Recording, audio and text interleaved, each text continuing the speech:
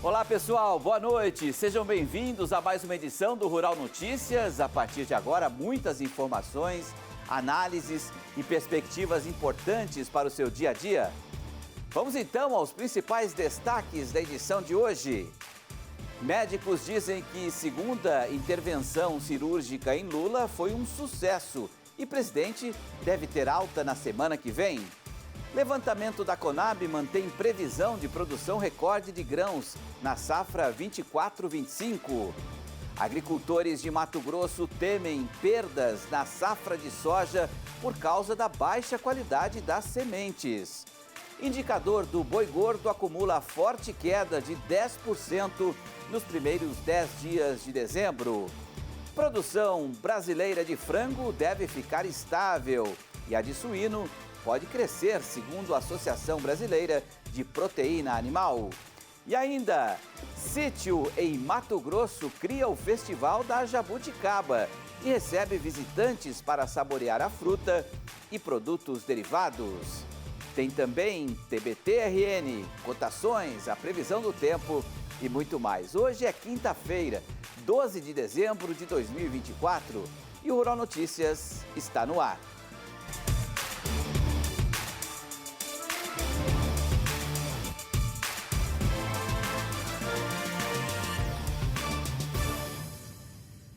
A Conab mantém uma projeção para uma safra recorde em 24-25. A produção brasileira de grãos está estimada em mais de 322 milhões de toneladas. As informações são do terceiro levantamento da safra divulgado nesta quinta-feira. No caso da soja, a estimativa é de mais de 166 milhões de toneladas, alta de 12,5%. Já a produção de milho deve chegar a quase 120 milhões de toneladas, alta de 3%. O arroz pode passar de 12 milhões de toneladas, alta de quase 14%.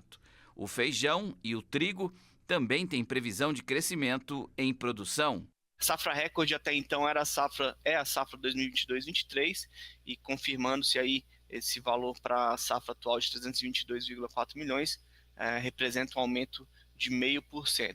E em relação à safra passada, a projeção é de um aumento aí de 8,2%, mais de 24 milhões de toneladas, caso se confirme. Quero voltar para o arroz para fazer também um lembrete a quem nos acompanha, que nós lançamos o contrato de opção de vendas. Nós fizemos o primeiro leilão na sexta-feira passada, no dia 6, conseguimos concretizar mais de 500 lotes nesse primeiro leilão. Não tivemos ainda uma grande oferta para o contrato de opção de venda. E agora, amanhã, sexta-feira, nós teremos uma nova rodada de leilão do arroz. O presidente Lula foi submetido a uma segunda cirurgia na cabeça na manhã desta quinta-feira. Lula está internado no Hospital Sírio-Libanês em São Paulo desde a segunda-feira. A previsão é que na próxima semana ele receba alta. A equipe médica concedeu uma entrevista coletiva trazendo detalhes da saúde do presidente pós-cirurgia. Com a drenagem, ele está tratado. O procedimento foi em caráter preventivo, para que essa coleção não recorra, não aconteça novamente. Como ele já tinha tido a coleção, ela tinha sido absorvida, e aí, nos últimos dias, ela cresceu, e por isso que nós fizemos a drenagem, agora a gente considerou como uma recorrência da coleção, então foi feito preventivamente a embolização da artéria, que nutre os vasos dessa cápsula. Aí, tirando essa nutrição de sangue, diminui muito o risco do hematoma refazer. O que se espera é que na próxima semana o presidente esteja já no Alvorada. Claro que após o procedimento cirúrgico, após o que aconteceu, vai se requerer um repouso relativo por algumas semanas, talvez, entendeu? Mas isso é tudo relativo, né? Mas a sua pergunta é, ele estará de alta segunda a terça-feira, vai direto para a programação, direto para Brasília e, evidentemente, ele vai retomando aos poucos a sua atividade normal. Pois é, e o presidente Lula sancionou a lei que regulamenta o mercado de créditos de carbono aqui no Brasil. O texto permite que empresas e países compensem as emissões por meio da compra de créditos vinculados a iniciativas de preservação ambiental. A intenção do marco regulatório é incentivar a redução de emissões de gases poluentes. Olha, a seguir tem a previsão do tempo com informações do Laninha. O Arthur Miller já está ao vivo aqui nos estúdios, é isso, Arthur? Exatamente, Pet. Um relatório que saiu hoje pela manhã reduziu aí a expectativa da Laninha. Então, se você quer saber os impactos, espere no próximo bloco. É isso aí, a gente volta já já.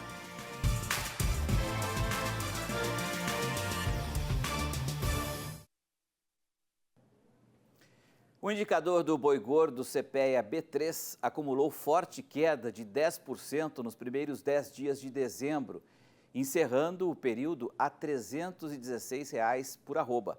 Segundo o CPEA, a pressão vem da concentração pontual das entregas.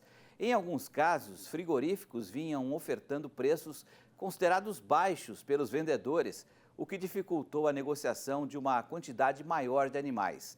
No atacado da Grande São Paulo, a carcaça casada bovina se desvalorizou 3% nos 10 primeiros dias do mês, também de acordo com o levantamento do CPEA. E olha, o relatório do NOAA, que é o instituto que prevê a incidência dos fenômenos Laninha e El Niño, atualizou as projeções para o próximo trimestre e agora indica uma menor probabilidade para que o Laninha se forme. Vamos falar então com o Arthur Miller, o que isso significa na prática para os nossos produtores, hein, Arthur? É uma boa notícia ou uma má notícia? Boa tarde. Depende para quem, Pedro. Boa noite, obrigado. Uma boa noite para você que nos acompanha aqui no Rural Notícias, Agora pela manhã saiu aí o boletim, que reduz aí, a chance dessa laninha se formar. A tendência é que ela, de fato, deva se formar lá para fevereiro. E o impacto disso deve ser principalmente na época da colheita da safra 24-25. A gente vai ver aqui no telão o mapa aqui então da NOAA, as barrinhas em azul significam a probabilidade da laninha vir, a barrinha em cinza uma condição de neutralidade e a vermelha a condição do El Niño voltar.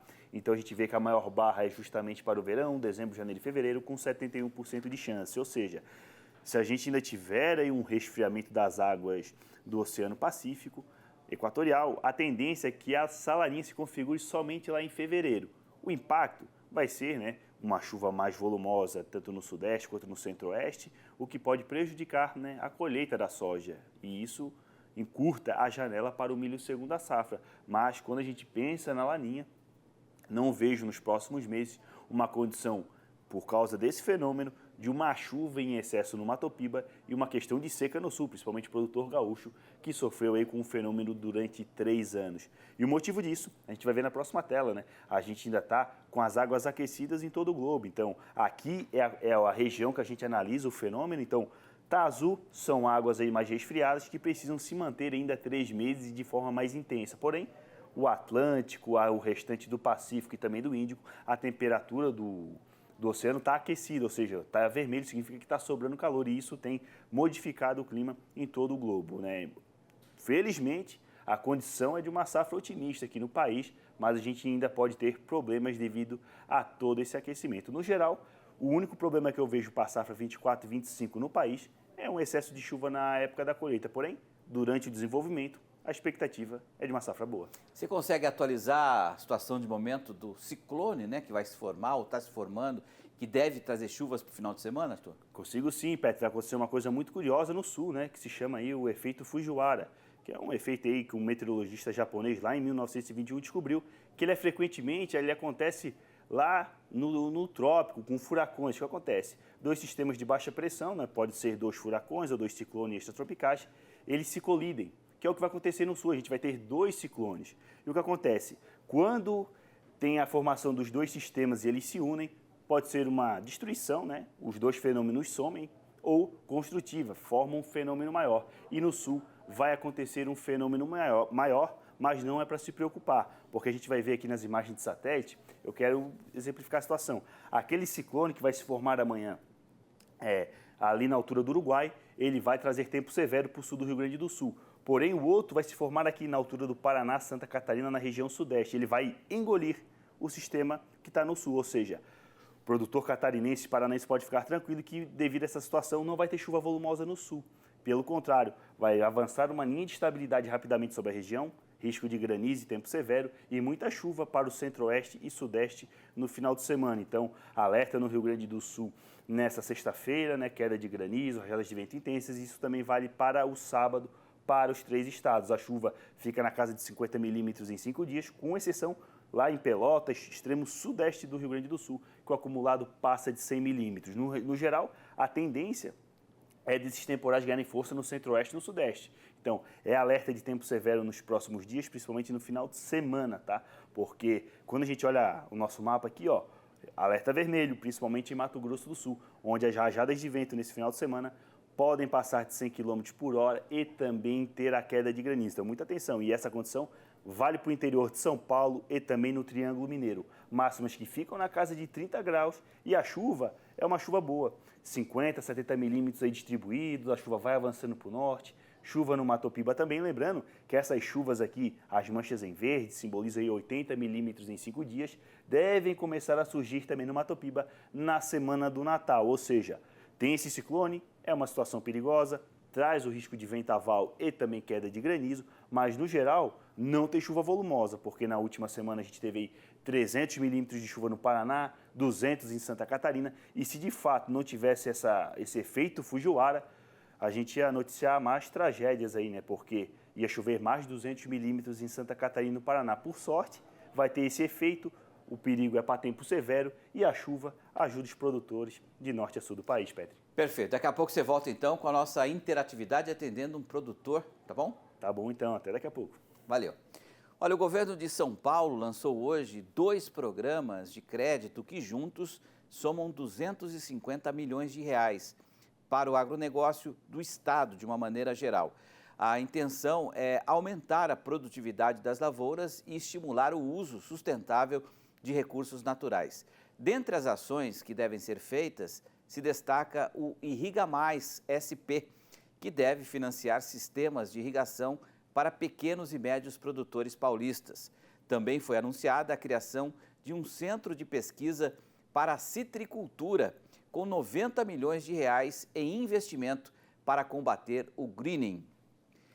E agricultores de Mato Grosso temem perdas na safra de soja por causa da baixa qualidade das sementes. Em Nova Mutum, além de prejuízos com o replantio, em algumas áreas tem propriedade estimando redução de até 15 sacas por hectare. Confira na reportagem do Pedro Silvestre. O Alexandre acompanha de perto o desenvolvimento da lavoura de soja, que nesta safra ocupou 600 hectares na propriedade. Segundo o agricultor, 60% da área enfrenta dificuldades no desempenho por problemas na qualidade da semente adquirida para a temporada.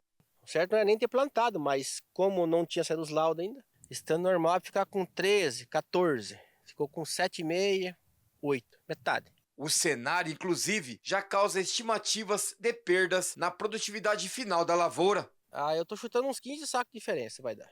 A menos, hein? A menos. Pelo stand da planta. Aí veio o pessoal de uma empresa, da outra também já veio essa semana. Não quero bonificação de semente, eu quero em grão, a diferença é em grão. Porque todo ano esse lenga-lenga. A bonificação é fácil. Safra 24, 25, vai pagar em 26 a bonificação. As contas vêm em 25. Eu quero a diferença em grão. Não é só numa região localizada, é várias regiões. Está sofrendo com isso, tem áreas aí que teve replantio. Tomamos umas chuvas pesadas em cima e a semente com baixo vigor não emergiu. Muitas empresas não têm nem a semente para repor aquela que você está com péssima qualidade. Este consultor agronômico identificou o problema em 14 propriedades que ele atende. 100% deles, 15 a 20 ou até 30% das plantas estão em outro vigor. Você tem essas anomalias aqui, ó, onde a planta, umas está em V5, outras está em V3, outras nem V1 abriu ainda. Plantas dominadas que vão perder a capacidade produtiva dela de 70%, por exemplo, essa planta aqui que você está mostrando. Se a gente olha comparar as duas, você vê qual que é a capacidade dessa planta em produzir e qual que é a capacidade dessa planta em produzir. Lá na hora de colher, o produtor tem um decréscimo da produção porque aquela planta que está ali, que recebeu adubo, que recebeu defensivo, a capacidade dela de entregar grão é menor do que as outras com um vigor melhor. E quando ele tem 30%, 40% de stand, é um produtor que sabe que já vai ter prejuízo. E como ele precisa fazer o milho safrinha, ele acaba deixando o material lá com stand baixo, porque ele tem o milho safrinha para fazer e às vezes não consegue pôr outro material que vai chegar a tempo. O clima adverso é considerado o grande protagonista para o aumento significativo de amostras de sementes de soja entregues nos principais laboratórios de análises em Mato Grosso. Alguns chegaram a registrar o dobro do volume recebido em comparação com o mesmo período do ano passado. Neste laboratório em Lucas do Rio Verde, onde foram analisadas cerca de 3 mil amostras de soja em 2024, muitos lotes apresentaram resultados de baixo vigor na semente. Esses lotes que apresentam um vigor menor, consequentemente, eles vão ser bem responsivos lá no campo, apresentando bastante falha, que é a realidade que o produtor está tendo nesse momento. As chuvas demoraram muito para iniciar e aí quando nós tivemos um volume maior de chuva, já estava mais próximo ali da colheita, o que acarretou nesses problemas de qualidade de sementes nessa safra. O maior impacto é a produtividade no final do ciclo. Dano de umidade e sem contar que também é um dano porta de abertura para fungo, porque as condições são propícias para o desenvolvimento de fungo. Então, se a gente tem uma amostra que às vezes já veio infectada, já tem a infecção do fungo, quando eu tenho um problema de umidade, isso só vai aumentar e contribuir para a redução da viabilidade da semente. A semente, o ideal é que ela tenha o vigor o mais alto possível para que, se ela passa por uma condição adversa no campo, que ela suporte essas condições. É fundamental que o produtor saiba o que está colocando na terra, então procure a ProSoja, procure um laboratório de confiança e não plante semente que você tenha alguma dúvida de qualidade. A Associação Brasileira das Indústrias de Óleos Vegetais atualizou nesta quinta-feira a projeção do balanço de oferta e demanda para 2025, que apontou números recordes para o complexo da soja. A expectativa é que a produção de soja alcance 168 milhões de toneladas, enquanto o esmagamento chegue a 57 milhões de toneladas. Para o farelo de soja, a estimativa é de uma produção de 44 milhões de toneladas e para o óleo de soja, 11 milhões de toneladas. E para o produtor de soja se manter atualizado, já que o plantio está na fase final, amanhã tem o programa Soja Brasil. Veja os principais destaques. Oi, gente! Sexta-feira, 13 de dezembro, tem programa Soja Brasil. Senado aprova a PL do Bioinsumos e projeto vai à sanção. Vamos entender os impactos do aumento do dólar para o setor. Palavra do especialista, o pesquisador da Embrapa, Júlio Franchini, explica sobre a relação entre conservação e manejo do solo. Expedição Soja Brasil. No Rio Grande do Sul, vamos entender como está a projeção para essa safra. No Maranhão, vamos conhecer a história do produtor Antídio Sandri. Tem ainda as curiosidades sobre a oleaginosa no Você Sabia, meteorologia e muito mais informações. Fique ligado no programa Soja Brasil. Te espero.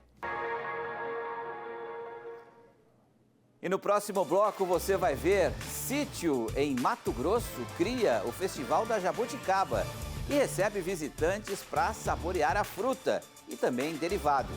Voltamos já já.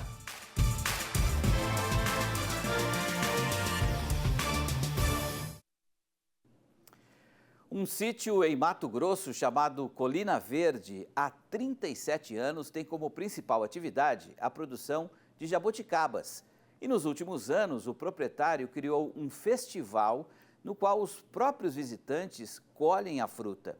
É um negócio saboroso e rentável e a versatilidade da jabuticaba permite a produção de vários derivados. Veja na reportagem do programa MT Sustentável aqui do Canal Rural. Sítio Colina Verde, próximo à cidade de Jucimeira, na região sudeste de Mato Grosso. Aqui mora o Elinaldo e a família dele. Há cerca de 3 anos, decidiu largar a profissão de motorista de caminhão para tocar a propriedade de 36 hectares. A maior parte da área é de pastagem, que está arrendada para a pecuária. O foco do Elinaldo se concentra em 4 hectares apenas. onde está plantado o maior pomar de jabuticabas do estado. São ao todo 600 pés em plena produção. A história da jabuticaba aqui no sítio Colina Verde começou há 70 anos, quando a propriedade foi adquirida. O seu Carlindo, avô do Linaldo, trouxe na bagagem 2 mudas. São essas árvores aqui, que foram plantadas no quintal da primeira casa. Elas que deram origem ao pomar que existe hoje.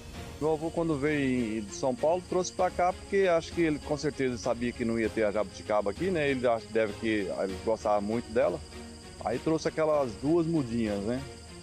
Aí com o passar do ano, quando ele foi para São Paulo para buscar a família definitiva, aí ele comprou uma jabuticaba na rodoviária, 1 litro, e falou, no caso, pro meu pai e pro meu tio, né? Vocês chupam a jabuticaba, mas a semente eu quero aqui na minha mão. Aí foi onde que surgiu esse primeiro pomar aqui. Inicialmente foram 40 jabuticabeiras para consumo da família e o excedente vendido na feira da cidade. Mas a fruta tem uma durabilidade muito curta e como a feira era só no fim de semana, praticamente era vendida apenas uma vez ao ano. O resto se perdia no pomar. Foi quando, em 1986, surgiu a ideia de criar um festival. Em vez de levar a fruta até o público, fazer a lógica inversa, trazer o público até o pomar. No primeiro domingo nós abrimos depois de meio-dia, com 2, 3 anos era esse horário, e depois aí, como a procura estava muito, nós já estendemos o dia inteiro, na parte da manhã. Aí, no decorrer do ano, foi passando e tivemos que já aumentar o sábado e o domingo. Aí meu pai viu que nós tínhamos que aumentar o pomar. Atualmente, o festival tem 1 semana de duração, dependendo da safra. O Elinaldo conta que nos 2 dias de abertura, mais de 4.000 pessoas visitaram o sítio este ano. O Luiz saiu de Cuiabá para trazer a família. A criançada não perdeu tempo. Vou passar o dia aqui hoje? Passar o dia. Vamos estar aqui o dia todo. E vai levar a fruta para casa? Opa, sim, vamos levar a fruta para casa para desfrutar, né? Os outros também aproveitarem que não pôde vir.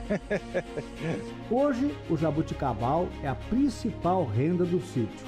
Além das frutas que os próprios turistas colhem, ainda tem os produtos, como doces, licores, sorvete e geleias, que o Elinaldo e a esposa fabricam e vendem. Dá conta, dá para sustentar o ano todo, né? Que aí a gente depois tem os derivados, né? Que é vendido durante o ano. Aí mantém a família e os negócios aqui do sítio. E olhando para o futuro, o Elinaldo já tem planos. Eu vou gradear uma parte aí do lado do pomar, né? E eu quero ver se consigo acrescentar mais uns 400 a 600 pés. Uma pequena área e um negócio que trouxe de volta ao campo a 3ª geração da família Schembeck.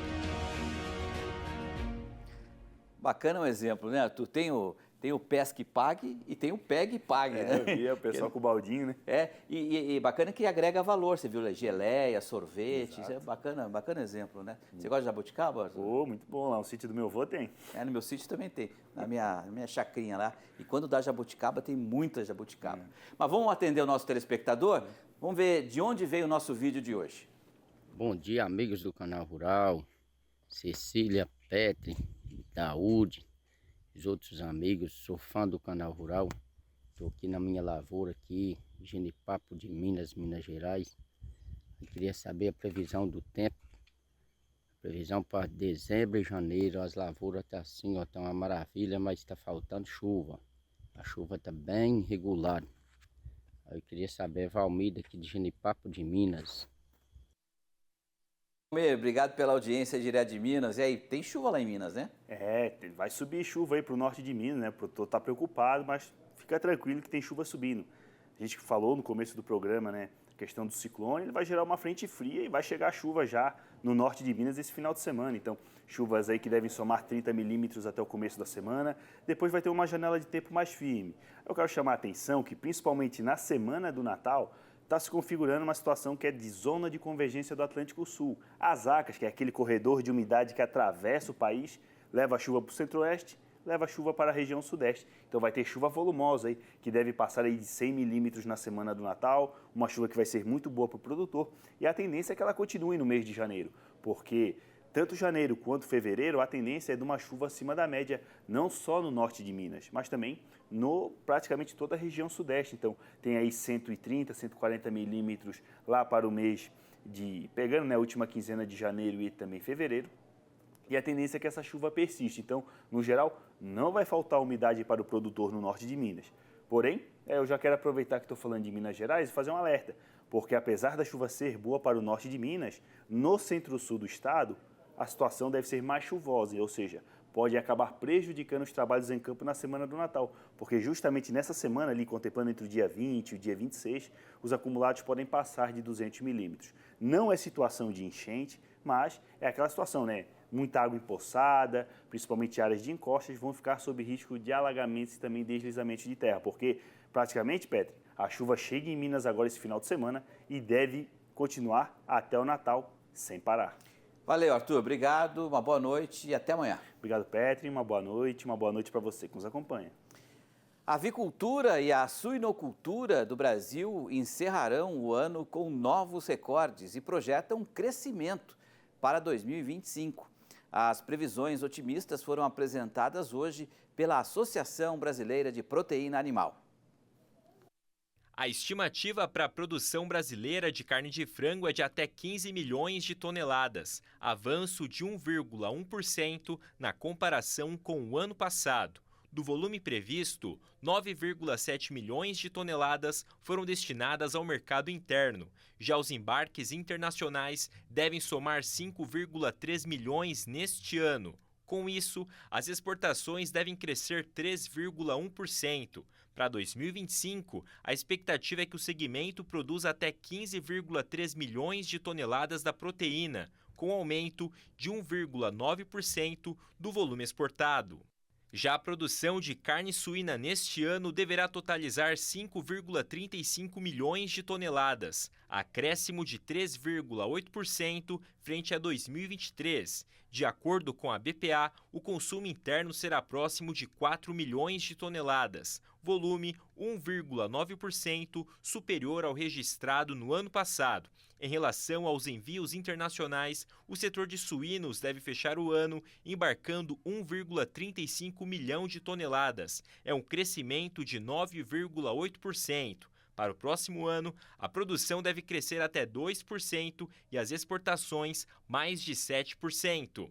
A Associação Brasileira de Proteína Animal também projeta incremento na produção de ovos, com alta de 9,8% em 2024. Apesar disso, há previsão de queda nas exportações em quase 30%. Já no ano que vem, as expectativas estão otimistas, com avanços na produção e nas vendas internacionais. E o nosso TBT de hoje é exatamente sobre carne suína. Exatamente um ano atrás, no dia 12 de dezembro de 2023, nós exibimos uma reportagem aqui mostrando que as cotações do suíno vivo posto no frigorífico no mercado independente subiram em novembro em praticamente todas as praças acompanhadas pelo CPEA. No entanto, na comparação anual, as médias registraram queda em reais. Vamos lembrar e atualizar?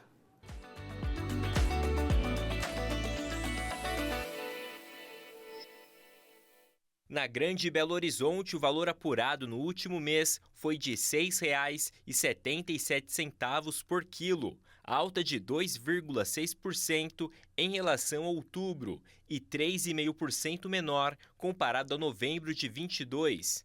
No sul do Brasil, em Arapoti, Paraná, o valor foi de R$ 6,65 por quilo, alta de 0,7% no mês e queda de 1,8% no ano. No mercado atacadista de carne, dentre os cortes mais procurados para as festas de fim de ano, o pernil com osso foi o que apresentou maior valorização, comercializado a R$ 10,64 por quilo, alta de 4,1% no mês, mas recuo de 14,5% no ano.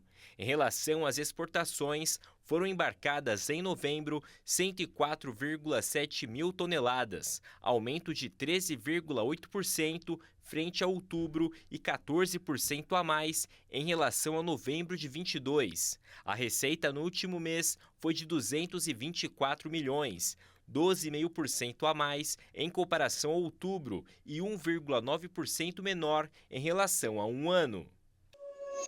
Atualizando os números de 2024, dá para dizer que o ano foi positivo para o setor. A cotação atual do suíno vivo na Grande Belo Horizonte é de R$ 9,95 por quilo, alta de quase 47% em comparação a um ano atrás. No Paraná, a cotação é de R$ 9,58, alta de 44%. Com a proximidade do Natal, o pernil com osso segue como um dos cortes mais procurados, com o quilo cotado a R$ 14,05, aumento de 32% em um ano. Em relação às exportações, considerando todos os produtos entre in natura e processados, totalizaram 121,1 mil toneladas em novembro, alta de 15,1% em relação ao mesmo período do ano passado. A receita foi de 291,7 milhões de dólares, alta de 29,5%. Veja no próximo bloco, quadro Daúde Entrevista. Você vai ver uma entrevista com o diretor agro da Fibra, porque uma empresa de lubrificantes automobilísticos está investindo no agro. Voltamos já já.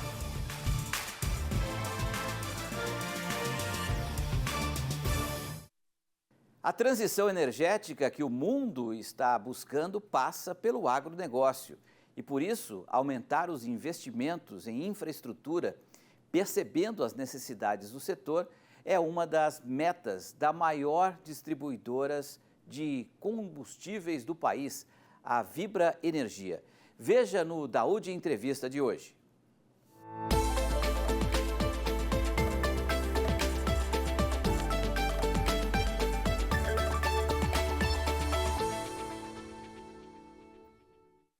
Olá, seja bem-vinda, bem-vindo a mais um Daúde Entrevista. Hoje eu converso com Dario Maffei, que é diretor de agro da Vibra Energia. A Vibra, para que vocês saibam, é a ex-BR Distribuidora, uma empresa que hoje está expandindo seus negócios no Brasil, aproveitando a transição energética. Dario, obrigado por estar aqui conosco. Um prazer, Miguel, sempre estar com você. Bom, o que você poderia me dizer a respeito do projeto do agro na Vibra? Qual é o objetivo dele em relação ao nosso país? O que ele pretende buscar? Então, na verdade, para quem não conhece Vibra, ex-BR, a Vibra é a maior distribuidora de energia que tem no Brasil nesse momento. Então, é uma plataforma de energia que não somente está focada nos combustíveis líquidos, mas também em lubrificante, também em combustível de aviação e, recentemente, com a aquisição da Comerc, está entrando bem forte no todo o que tem a ver com energias renováveis. ¿Sí? Após de criar essa plataforma energética, a Vibra começou a entender como pode ajudar cada uma das indústrias que serviam. Então, você pode imaginar, todos nós somos clientes da Vibra de alguma forma ou outra. Milhões de brasileiros no dia a dia estão dentro da Vibra, mas a Vibra tem com foco outras atividades que pode focar dentro do agro. ¿Sí? Então, o agro, obviamente, é a indústria mais relevante que temos no Brasil. A Vibra tem uma participação muito grande, mas consideramos que com um projeto focado, a Vibra podia contribuir a mais.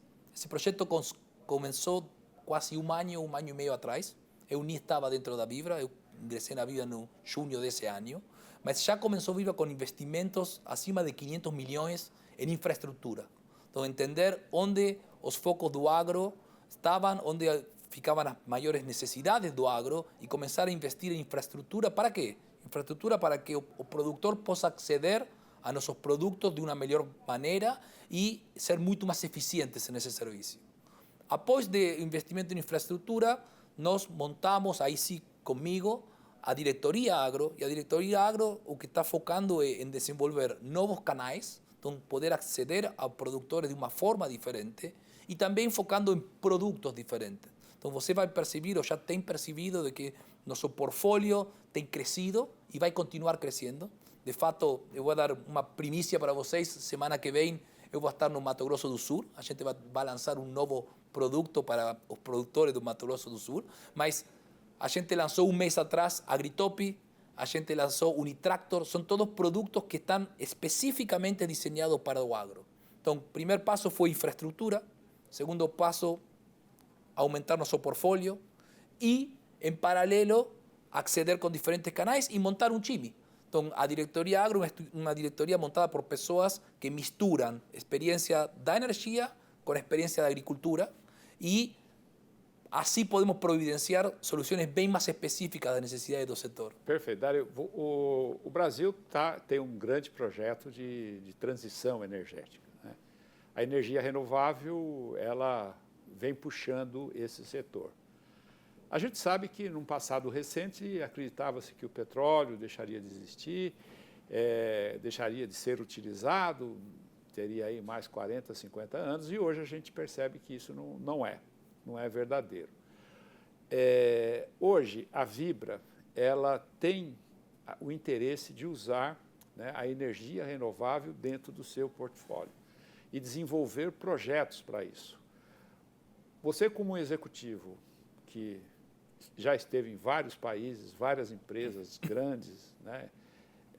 Como você vê esse projeto? Você acha que o Brasil vai correr muito nesse setor? Vai ter mercado para tudo isso? Então, eu sou um absoluto convencido de que a transformação energética está acontecendo e vai acontecer. Então, eu estou sumamente convencido de que tem subidas e descidas, ¿sí? Tem momentos onde parece que vai mais rápido, tem momentos onde aparentemente vai mais devagar, mas que a matriz energética está em transformação e vai continuar em transformação, na minha opinião, é um fato.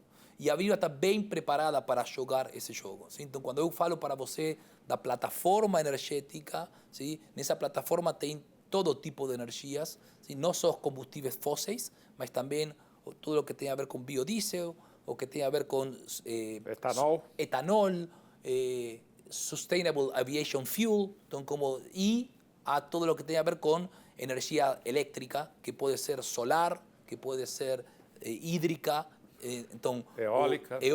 Então, isso vai acontecer. Então, a velocidade vai ser o mundo que vai marcar, mas meu passado veio da Índigo, que é uma empresa de sustentabilidade, onde nós acreditávamos firmemente nessa transição, e agora na Vibra eu também acredito que isso ia acontecer. Você perguntou do Brasil. O Brasil tem um papel único, talvez, no mundo para jogar um jogo bem jogado. Por quê? Porque tem os recursos naturais, porque tem sol, porque tem floresta, porque tem água. Porque, então, na verdade, não tem nenhuma caixinha que você precise para acompanhar essa transição no mundo que o Brasil não tenha clique. ¿Sí? Então, é indiscutível o papel fundamental que o Brasil vai ter e, obviamente, Vibra sendo a maior distribuidora de energia do país, tem um papel fundamental também. Perfeito. Hoje a gente percebe claramente que estão vindo vários investimentos para o Brasil, né? Exatamente para essa área, para a agroindústria brasileira. A Vibra, como você colocou, começa a investir 500 milhões de reais no setor agro. Ele está mais focado em que setor do agronegócio? Na soja, no milho, na transição, em produtos, insumos? No que ele está mais focado?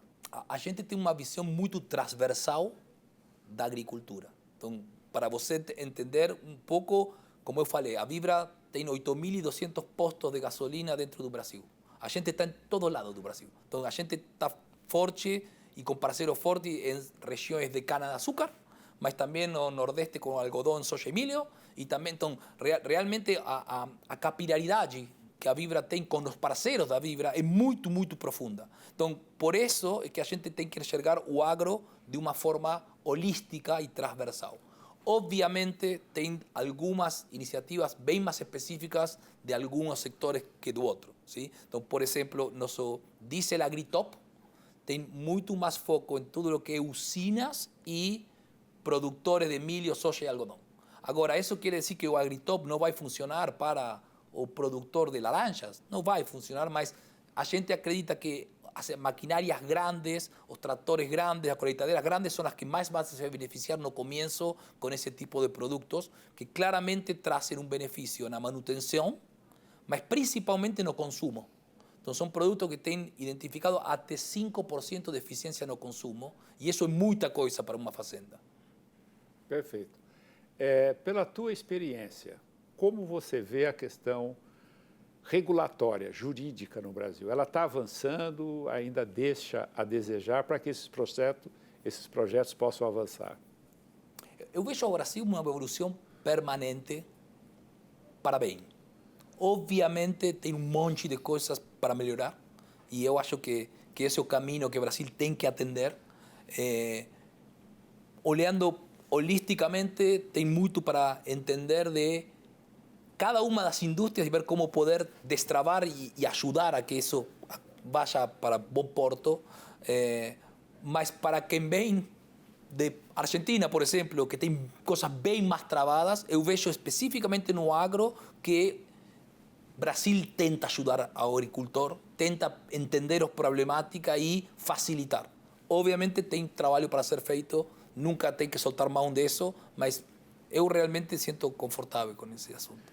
Dario, nosso tempo está chegando, ainda temos algum tempinho, mas eu gostaria que você falasse com os nossos amigos telespectadores.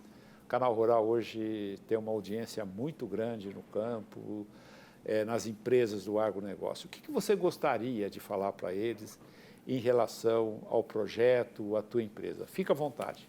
Então, na verdade, a mensagem é bem nítida e clara. Então, a Vibra tomou uma decisão estratégica de acompanhar o agro mais fortemente, de estar presente, de dizer eu posso ajudar mais e assignar recursos para ajudar mais.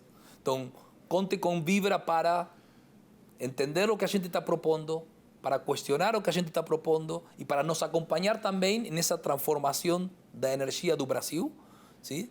E entender que a gente está aqui para ajudar ainda mais do que a gente já vem ajudando no passado.